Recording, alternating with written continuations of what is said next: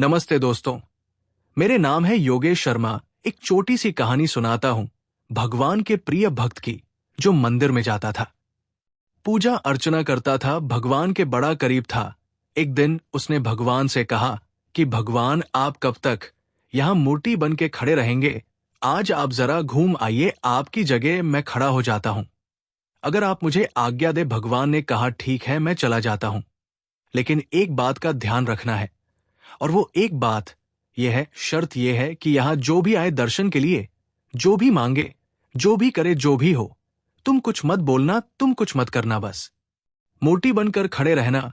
मैंने सबके लिए प्लान बना रखा है, योजना बना रखी है, सबका काम कर दूंगा, तुम कुछ मत बोलना। भक्त ने कहा, ठीक है। जो आज्ञा। भगवान चले गए। भक्त वहां मूर्ति बन के खड़ा हो गया। भक्त आते रहे, जाते रहे दर्शन के लिए। एक व्यापारी आया, प्रणाम किया, प्रणाम करके जब पलटा तो उसकी पॉकेट में से, उसकी जेब में से पंच गिर गया। व्यापारी ने ध्यान नहीं दिया हो, चला गया। व्यापारी की जाने के बाद में गरीब व्यक्ति वहां आया, भगवान को प्रणाम करने लगा और गिड़गिड़ाने लगा। कहने लगा कि भगवान, मेरे घर में खाने के लिए कुछ नहीं है, बाल बच्चे भूखे हैं, कुछ कृपा कर दीजिए, कहीं से पैसा मिल जाए। ये बोल करके, प्रणाम करके जब वो पलटा तो उससे वो पर्स दिख गया। उसने पर्स उठा लिया, भगवान को फिर से प्रणाम किया, दंडवत प्रणाम किया। कहने लगा, आपकी तो कृपा है, आपका चमत्कार है, और खुश होकर के वहां से चला गया। ये सब वो भक्त देख रहा था, जो मूर्ति बन के खड़ा था और सोच रहा था, ये क्या हो गया। चोरी करके ले गया। उस गरीब व्यक्ति के चले जाने के बाद में वहां पर एक नाविक आया, नाव चलाने आया, आकर के प्रार्थना करने लगा, प्रणाम करने लगा और कहने लगा कि भगवान, मैं 15 दिन के लिए समुद्री यात्रा पर जा रहा हूं, आप देख लेना मेरी यात्रा सही से हो जाए, मुझे संभाल लेना, घर वालों को संभाल लेना, सब कुछ आपके हवाले, मेरी यात्रा सफल बनाना भगवान। ये बोलकर कि उसने प्रणाम किया। और जब वो पलटा तो पीछे पुलिस खड़ी हुई थी। वो व्यापारी खड़ा हुआ था, जिसका पर्स गिर गया था। वो आरोप लगा रहा था कि इस नाविक ने वो पर्स चुराया। पुलिस वाले उस नाविक को पकड़ करके ले जाने लगे। वो नाविक बोल रहा था कि मैंने कोई पर्स नहीं देखा, ही नहीं मैंने तो कोई पर्स।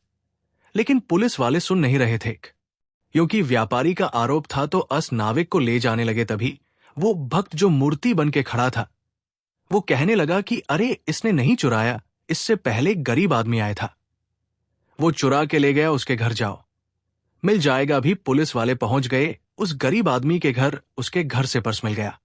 उसको पकड़ के ले गए, जेल में बंद कर दिया। नाविक जो था वहां से चला गया। शाम में भगवान आए तो अस भक्त ने उनको सारी बात बताई कि भगवान, आज ये सब हुआ। भगवान ने कहा, मैंने तुम्हें क्या शर्त बताई थी? मैंने तुम्हें कहा था कि तुम यहां खड़े रहना, कुछ मत करना, बस खड़े रहना।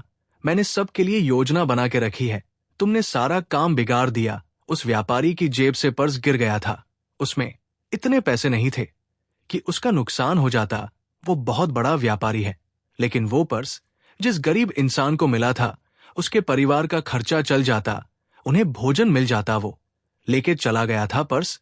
उसके बाद जो नाविक आया था, वो नाविक जिस 15 दिन की यात्रा पर जाने की बात कर रहा था, वहां भयंकर तूफान आने वाला था। उसकी जान जानी पक्की थी, उसकी पत्नी विधवा हो जाती। इसलिए मैंने योजना बनाई थी। तुमने सारा काम बिगाड़ दिया।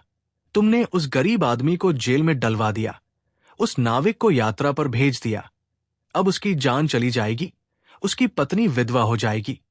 भक्त जो था वो जमीन में लेट गया, प्रणाम करने लगा, माफी मांग लगा कि कुछ तो कर दो। भगवान ने कहा, आप तो सब बिगड़ गया, छोटी सी कहानी, लेकिन सार ये है कि प्रभु ने सबके लिए प्लान बनाया हुआ, योजना बनाई हुई है।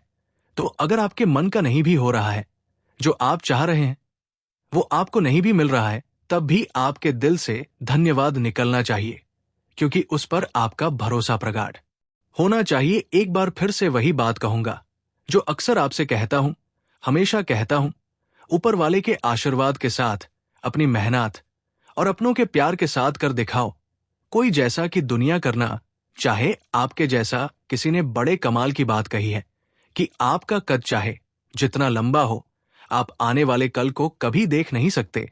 नवस्य दोस्तों में हूं, अगर ये कहानी ने आपके दिल को छू लिया हो तो जुड़े रहिए जेस के साथ, जहां हर कहानी ईश्वर के स्पर्श जैसी होती है।